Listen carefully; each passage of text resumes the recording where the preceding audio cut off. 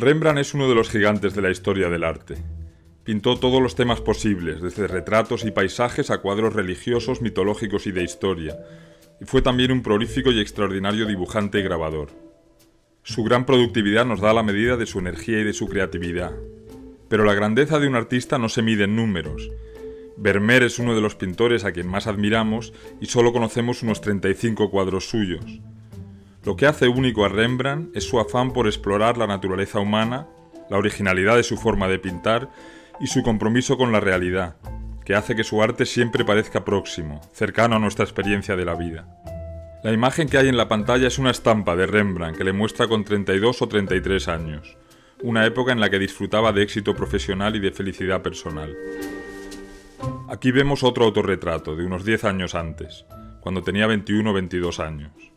Rembrandt nació en la ciudad universitaria de Leiden, en Holanda, en 1606. Se formó allí y en Ámsterdam, la ciudad donde pasó la mayor parte de su vida. Murió allí en 1669. Se estaban poniendo de moda en este momento pequeños cuadros que mostraban a una única figura, vestida con indumentaria histórica y con una expresión exagerada. Eso es lo que ha pintado aquí Rembrandt, usándose a sí mismo como modelo. La pieza de metal que lleva al cuello es parte de una armadura. Su posición, con el codo hacia afuera, y las pinceladas, sobre todo en el rostro, dan energía y vitalidad al cuadro. Y también nos dicen que Rembrandt seguramente había visto cuadros de Frans Hals y que se había inspirado en ellos. La cara del pintor aquí está llena de optimismo, su expresión es contagiosa. El carácter extrovertido de esta figura es muy característico de los rostros que pinta Rembrandt durante la primera parte de su carrera. En este momento de su vida, Rembrandt iniciaba un camino que le llevaría a ser el pintor más famoso de Ámsterdam. Viendo este y otros autorretratos de su juventud, es fácil imaginar al pintor como una persona intensa, apasionada, llena de entusiasmo por la vida. Este cuadro es de hacia 1630. Sigue siendo una obra de juventud. Los personajes que vemos sienten intensamente. Sus rostros y su lenguaje corporal son muy expresivos.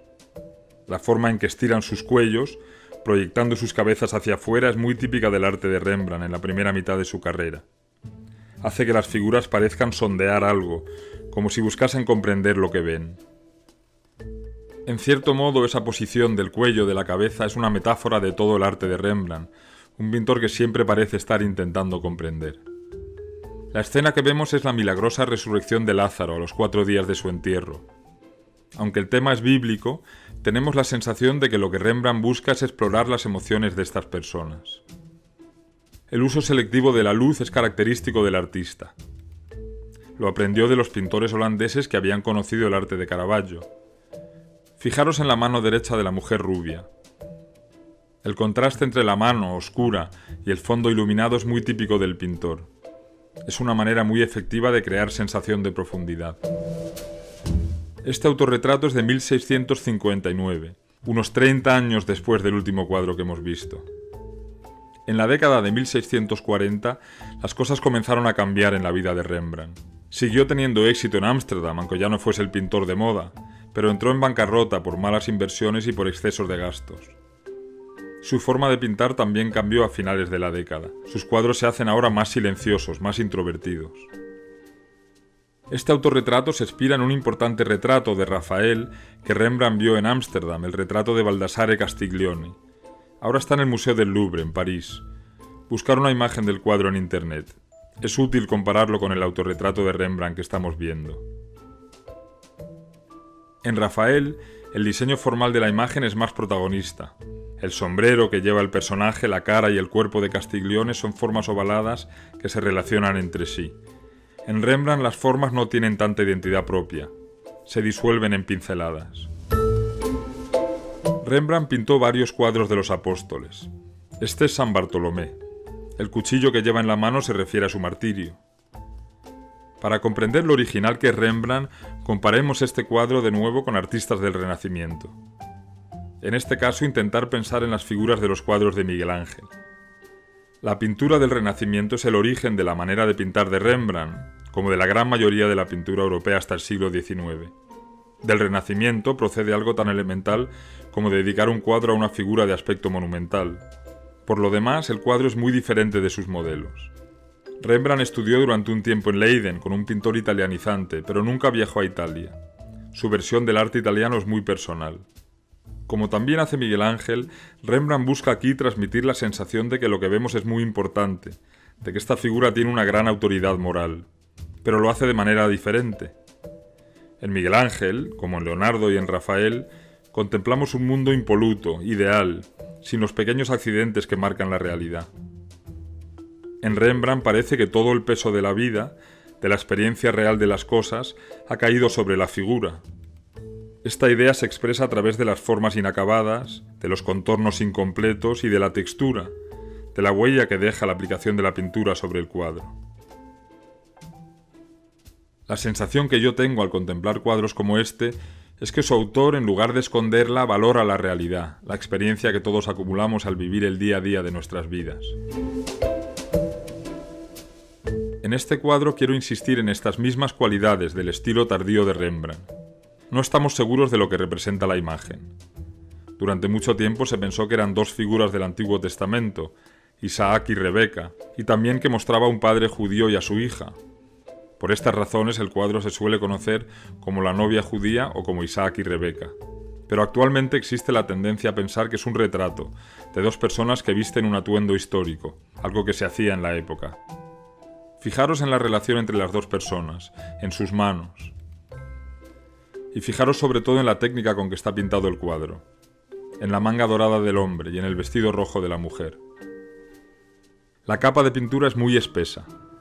Cuando se pinta de esta forma, dejando mucha pintura sobre el lienzo o la tabla, se dice que un cuadro está muy empastado.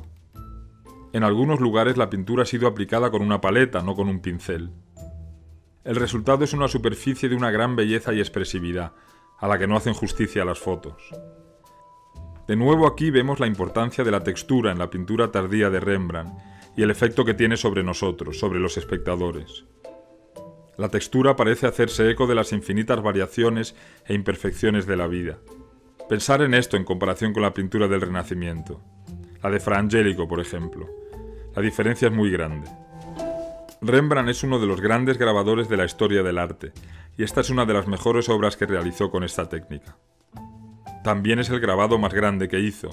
Mide cerca de medio metro de ancho, mucho para una estampa.